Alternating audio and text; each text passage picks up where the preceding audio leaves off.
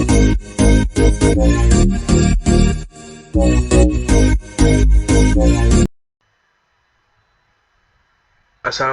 warahmatullahi wabarakatuh. Saya Julius Loren ingin mempresentasikan untuk tugas UAS audit sistem informasi yang bertema audit sistem e-commerce dan fintech, amankan transaksi dan lindungi data. Dalam era digital yang terus berkembang pesat, keamanan e-commerce dan fintech menjadi krusial. Setiap hari, jutaan transaksi keuangan dan pertukaran data sensitif terjadi secara online, menjadikannya target utama bagi ancaman cyber. Audit sistem yang komprehensif bukan lagi pilihan, melainkan kebutuhan mendesak untuk memastikan integritas, kerahasiaan, dan ketersediaan informasi. Presentasi ini akan membahas secara mendalam pentingnya audit, tantangan yang dihadapi, serta strategi terbaik untuk mengamankan transaksi dan melindungi data pengguna di ranah e-commerce dan fintech. Oke, selanjutnya ada mengapa keamanan e-commerce dan fintech sangat penting. Keamanan dalam e-commerce dan fintech adalah fondasi utama kepercayaan pengguna dan kelangsungan bisnis. Tanpa keamanan yang kuat, resiko kebocoran data, penipuan, dan serangan cyber lainnya akan meningkat drastis, menyebabkan kerugian finansial, kerusakan reputasi, dan sanksi hukum. Yang pertama adalah perlindungan data sensitif. Sistem ini menangani informasi pribadi dan keuangan yang sangat sensitif, seperti nomor kartu, data bank, alamat, dan riwayat transaksi. Kebocoran data dapat menyebabkan pencurian identitas dan kerugian finansial bagi pengguna. Yang kedua ada mencegah penipuan atau fraud. Platform e-commerce dan fintech adalah target utama bagi penipu. Keamanan yang lemah membuka celah untuk transaksi ilegal, pengambil alihan akun, dan skema penipuan lainnya yang merugikan baik pengguna maupun penyedia layanan. Membangun kepercayaan pelanggan. Kepercayaan adalah mata uang di dunia digital. Pelanggan tidak akan menggunakan layanan yang mereka anggap tidak aman. Audit dan langkah keamanan dan transparan membangun kepercayaan dan loyalitas. Yang terakhir adalah kepatuhan regulasi. Industri keuangan dan e-commerce diatur oleh berbagai undang-undang dan standar keamanan data, misalnya ada PCI DSS, GDPR, dan POJK. Kepatuhan adalah wajib untuk menghindari denda besar dan masalah hukum. Statistik menunjukkan peningkatan signifikan dalam insiden kebocoran data dan fraud di sektor fintech. Menurut laporan terbaru, kerugian global akibat fraud pembayaran online diperkirakan mencapai miliaran dolar setiap tahunnya, dengan rata-rata kebocoran data untuk perusahaan mencapai jutaan dolar per insiden. Ini menggarisbawahi urgensi untuk mengimplementasikan audit keamanan yang ketat dan berkelanjutan. Keamanan transaksi online dan payment gateway. Memahami proses, risiko, dan praktik terbaik untuk transaksi online yang aman.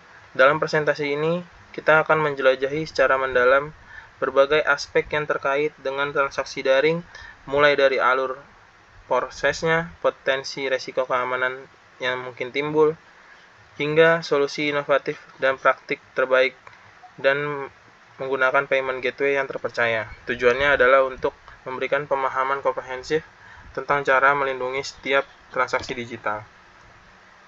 Oke, untuk selanjutnya proses transaksi online. Transaksi online melibatkan beberapa langkah, dari pemilihan produk hingga konfirmasi pembayaran. Ini adalah alur yang kompleks yang membutuhkan keamanan di setiap tahap. Memahami setiap fase sangat penting untuk memastikan kelancaran dan keamanan transaksi bagi pembeli maupun penjual. Berikut adalah langkah-langkah utama yang umumnya terjadi dalam proses transaksi online. Yang pertama ada pemilihan produk dan layanan. Pembeli menjelajahi toko online, lalu memilih barang atau layanan yang diinginkan dan menambahkannya ke keranjang belanja virtual. Kedua ada check out. Pembeli melanjutkan ke halaman check out, di mana mereka biasanya mengisi informasi pengiriman seperti alamat dan metode pengiriman yang diinginkan. Dan selanjutnya ada informasi pembayaran. Pembeli memilih metode pembayaran yang mereka inginkan seperti kartu debit, transfer bank, atau dompet digital. Pada tahap ini mereka akan memasukkan detail pembayaran yang relevan.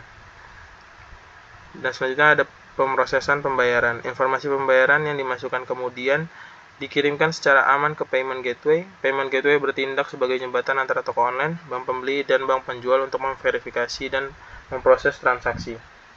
Selanjutnya ada konfirmasi transaksi. Setelah pembayaran berhasil diverifikasi setujui, pembeli menerima konfirmasi pesanan oleh transaksi, penjual juga menerima transaksi dan notifikasi untuk memproses pengiriman atau penyediaan layanan. Yang terakhir ada pengiriman atau penyediaan layanan. Produk fisik dikirimkan atau layanan digital disediakan kepada pembeli. Seluruh proses ini terintegrasi dengan baik dan dilindungi oleh protokol keamanan yang ketat. Proses transaksi online selanjutnya, untuk memahami langkah-langkah dasar yang terjadi setiap kali Anda melakukan pembelian digital, yang pertama ada inisiasi pesanan. Pelanggan memilih produk atau layanan dan memulai proses checkout. Kedua ada pengiriman data, detail pembayaran dan pesanan dienkripsi dan dikirim ke payment gateway. Tiga ada otorisasi bank. Payment gateway berkomunikasi dengan bank penerbit kartu untuk memverifikasi dana. Dan yang terakhir ada konfirmasi pembelian. Transaksi disetujui atau ditolak dan status dikirim kembali ke pelanggan. Resiko keamanan transaksi. Memahami potensi ancaman yang dapat membahayakan informasi pribadi dan keuangan selama transaksi online adalah langkah krusial yang dilakukan untuk menjaga keamanan digital Anda.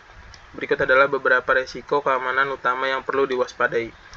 Yang pertama ada man in the middle atau METM attack, yaitu penyadapan komunikasi secara ilegal oleh pihak ketiga saat data ditransmisikan antara pembeli dan penjual, memungkinkan penyerang untuk mencuri atau memanipulasi informasi yang sensitif. Yang kedua ada phishing atau spear phishing. Upaya penipuan melalui email, pesan, atau situs web palsu yang dirancang untuk mendapatkan data sensitif seperti kredensial login atau informasi kartu kredit dengan menyamar sebagai entitas terpercaya. Selanjutnya ada malware dan virus. Perangkat lunak berbahaya yang diinstal tanpa sepengetahuan pengguna berfungsi untuk mencuri, merusak sistem, atau mengambil kendali atas perangkat, seringkali melalui unduhan yang tidak aman atau lampiran email yang berbahaya. Yang keempat ada pelanggaran data atau data breach. Insiden keamanan di mana data sensitif, rahasia, atau terlindungi diakses, dicuri, atau diungkapkan tanpa otorisasi. Ini sering terjadi karena kelemahan dalam sistem atau serangan cyber yang sukses. Yang terakhir ada kata sandi yang lemah dan pengambil alihan akun. Penggunaan kata sandi yang mudah ditebak atau berulang membuat akun rentan terhadap serangan brute force atau credential stuffing yang dapat menyebabkan pengambil alihan akun dan pencurian identitas atau dana. Sistem payment gateway yang aman adalah fondasi untuk transaksi online yang terpercaya. Mereka dirancang untuk melindungi data sensitif untuk mencegah penipuan.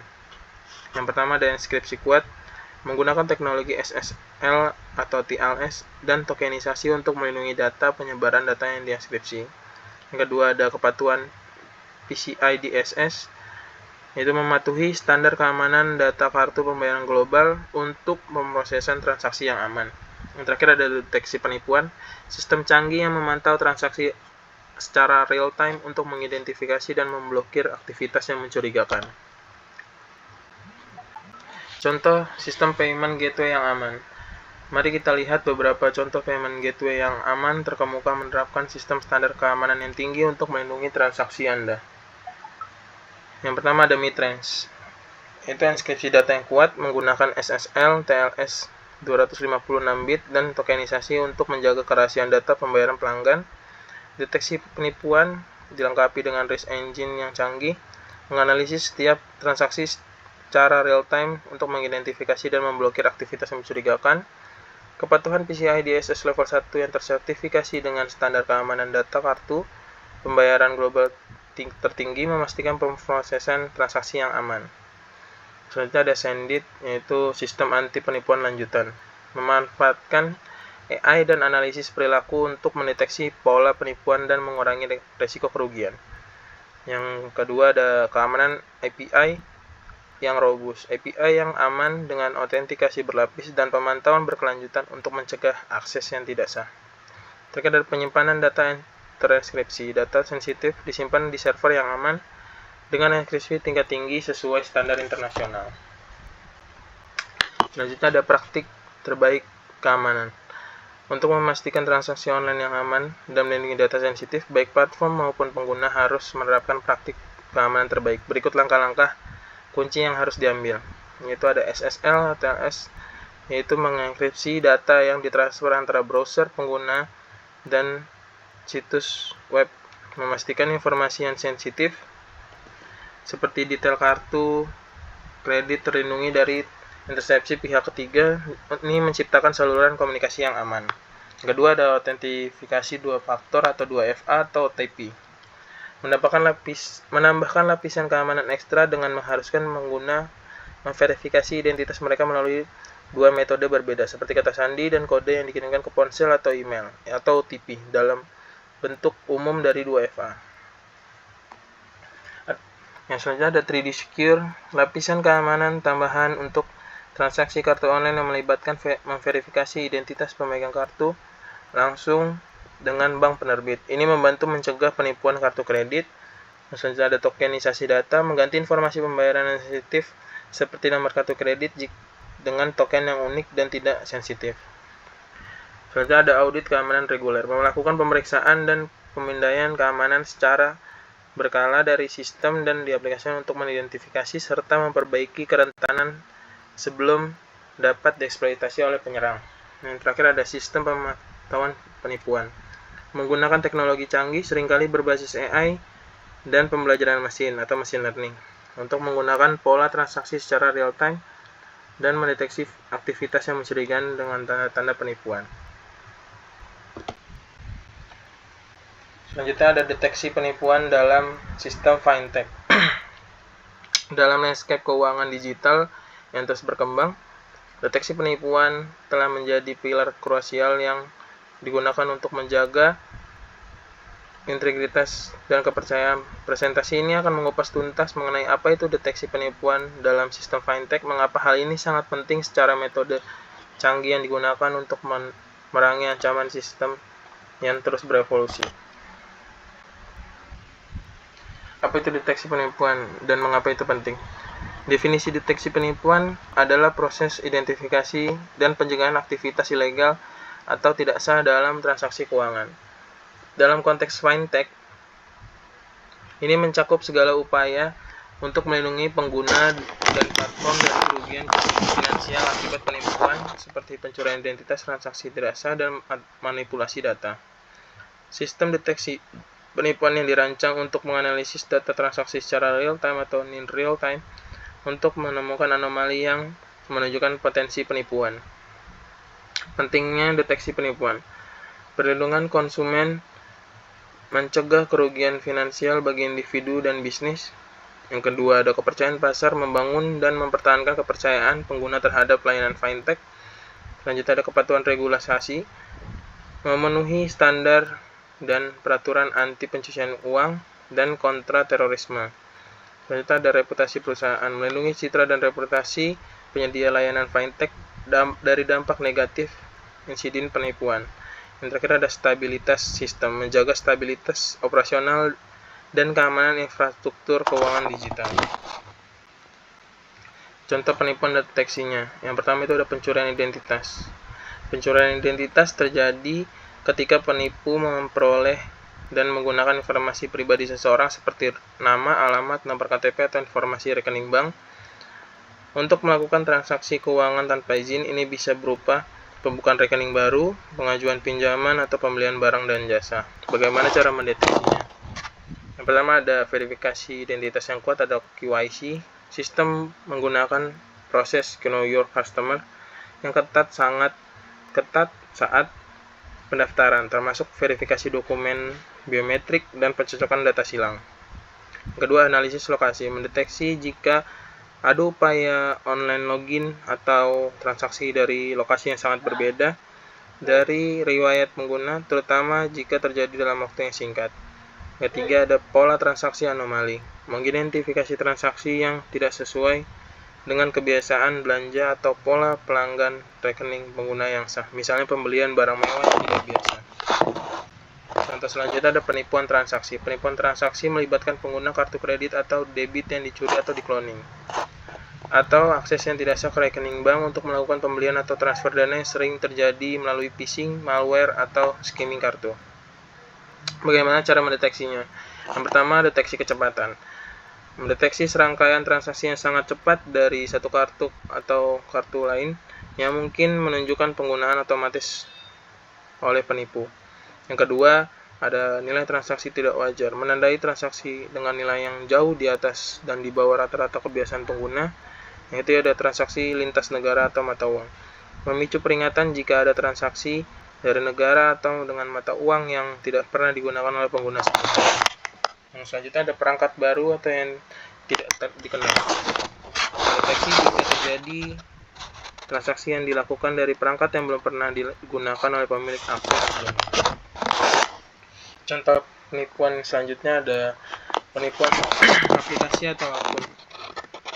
Penipuan aplikasi atau akun melibatkan eksploitasi celah keamanan dalam aplikasi fintech atau mengambil alihan akun pengguna yang sah. Ini berupa pembuatan akun palsu, penyalahgunaan bonus promosi, atau pengambil alihan akun.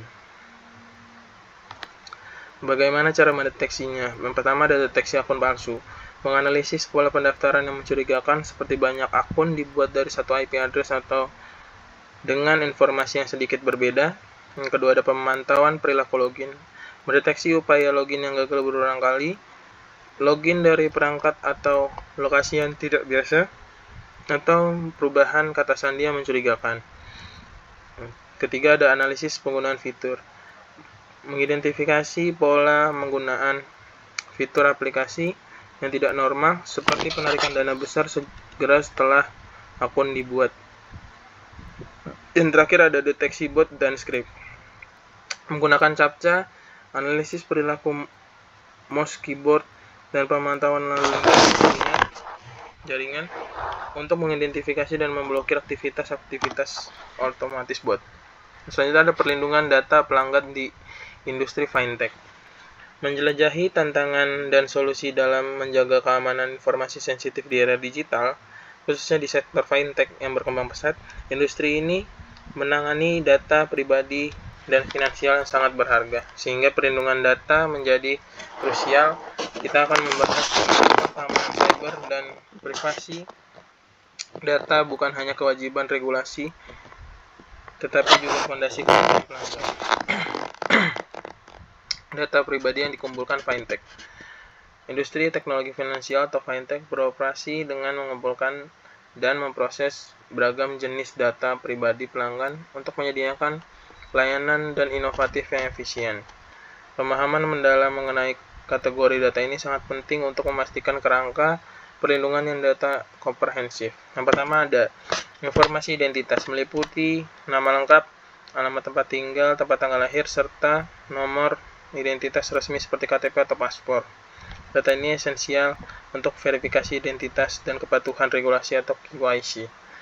Kedua, data keuangan, termasuk nomor rekening, riwayat transaksi, detail kartu debit atau kredit, status pinjaman, skor kredit, dan informasi investasi.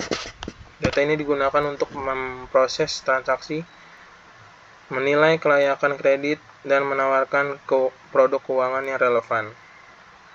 Selanjutnya ada informasi kontrak dan perangkat. Mencakup nomor telepon, alamat email, dan data yang terkait perangkat yang digunakan seperti alamat IP, jenis perangkat, dan sistem operasi, dan ID unik perangkat. Yang selanjutnya ada data perilaku, berupa kebiasaan penggunaan aplikasi fintech, preferensi layanan, interaksi dengan fitur-fitur tertentu, dan pola pengeluaran. Yang terakhir ada data biometrik dan lokasi, melibatkan data sidik jari atau pemilihan wajah untuk autentikasi keamanan, serta data lokasi geografis pengguna. Data lokasi dapat digunakan untuk mencegah penipuan berbasis lokasi atau menangkap spesifik area. Selanjutnya yang terakhir ada strategi perlindungan data. Yang pertama ada enkripsi data, mengubah data menjadi kode untuk mencegah akses tidak sah. Ini berlaku baik untuk data yang disimpan, data address, maupun data yang sedang ditransfer. Memastikan kerahasiaan informasi sensitif pelanggan. privasi data, menghapus atau memodifikasi informasi pengenal pribadi sehingga individu tidak lagi diidentifikasi. Strategi ini sangat penting untuk analisis data dan pengujian sistem tanpa mengorbankan privasi pengguna. Yang ketiga ada kontrol akses, membatasi siapa yang dapat mengakses data sensitif berdasarkan peran dan kebutuhan. Keempat ada edukasi karyawan, melatih seluruh karyawan tentang praktik terbaik perlindungan data, mengenali risiko cyber, dan mematuhi kewajiban keamanan internal. Kesadaran dan kewaspadaan karyawan merupakan garis pertahanan terhadap serangan cyber dan kesalahan manusia. Keempat ada audit keamanan rutin, melakukan penilaian keamanan dan audit secara berkala terhadap sistem dan proses. Yang terakhir ada rencana tanggap insiden, mengembangkan dan menguji rencana yang jelas dan terperinci untuk merespon insiden keamanan data atau kebocoran data. Ini memastikan tindakan cepat atau terorganisasi untuk meminimalkan dampak dan memenuhi secara cepat. Terakhir ada mengamankan masa depan e-commerce, audit, dan keamanan digital. Dalam era digital yang harus terus berkembang, e-commerce telah menjadi tulang punggung perekonomian global, namun seiring dengan kemudahan dan jangkauannya, muncul pula tantangan besar terkait keamanan cyber. Presentasi ini akan membahas secara mendalam pentingnya audit dan keamanan sistem e-commerce, memberikan wawasan tentang ancaman yang ada, strategi mitigasi, serta tips praktik bagi pengguna dan pengembang untuk menciptakan yang lebih aman. Mengapa audit keamanan e-commerce itu penting? Yang pertama ada perlindungan data sensitif. Audit keamanan membantu mengidentifikasi kerentanan yang dapat dimanfaatkan untuk mencuri data pelanggan seperti informasi kartu kredit, alamat, dan data pribadi lainnya. Yang kedua ada deteksi kerentanan sistem. Melalui audit, celah keamanan dalam kode, konfigurasi server, atau aplikasi pihak ketiga dapat ditemukan sebelum dieksploitasi oleh penyerang. Yang ketiga ada kepatuhan regulasi. Banyak negara memiliki regulasi ketat seperti GDPR, PCI DSS mengenai perlindungan data konsumen. Audit memastikan platform e-commerce memenuhi syarat standar, menghindari denda besar dan masalah hukum. Terakhir ada menjaga reputasi bisnis. Pelanggaran data atau insiden keamanan dapat merusak reputasi bisnis secara permanen, menyebabkan hilangnya kepercayaan pelanggan dan penurunan penjualan. Audit proaktif melindungi citra merek. Ancaman keamanan umum dalam e-commerce. Pertama ada phishing atau rekayasa sosial. Penyerang mencoba memperoleh informasi sensitif dengan menyamar sebagai entitas terpercaya. Ini sering menargetkan baik pelanggan maupun staf e-commerce. Yang kedua ada malware dan ransomware. Perangkat lunak berbahaya yang dapat menginfeksi sistem e-commerce, mencuri data, dan mengenkripsi file sehingga tembusan dibayar, mengakibatkan gangguan operasional yang parah atau serangan DDoS. Yang terakhir, distribution denial of service atau DDoS membanjiri server dengan lalu lintas palsu, menyebabkan sistem tidak dapat diakses oleh pengguna legitim. Ini dapat menyebabkan kerugian finansial dan reputasi.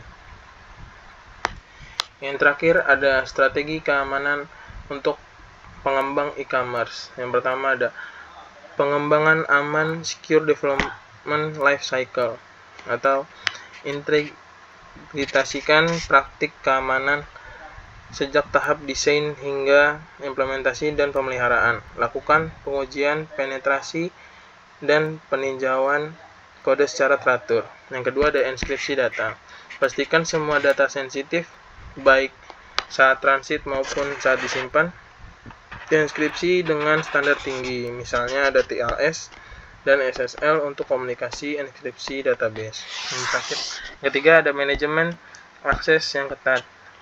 Terapkan prinsip hak akses paling rendah, least privilege, dan gunakan autentikasi multifaktor untuk semua akun administratif. Yang keempat ada pembaruan dan patching rutin. Selalu diperbarui semua perangkat lunak, plugin, dan sistem operasi ke versi terbaru untuk menutup celah keamanan yang diketahui. Yang terakhir ada sistem deteksi intrusi. Implementasi IDS atau IPS untuk memantau lalu lintas jaringan dan mendeteksi aktivitas mencurigakan secara real time, memungkinkan respon cepat terhadap ancaman. Baik, sekian dari saya. Terima kasih, kurang lebihnya mohon maaf. Saya pamit undur diri. Assalamualaikum warahmatullahi wabarakatuh.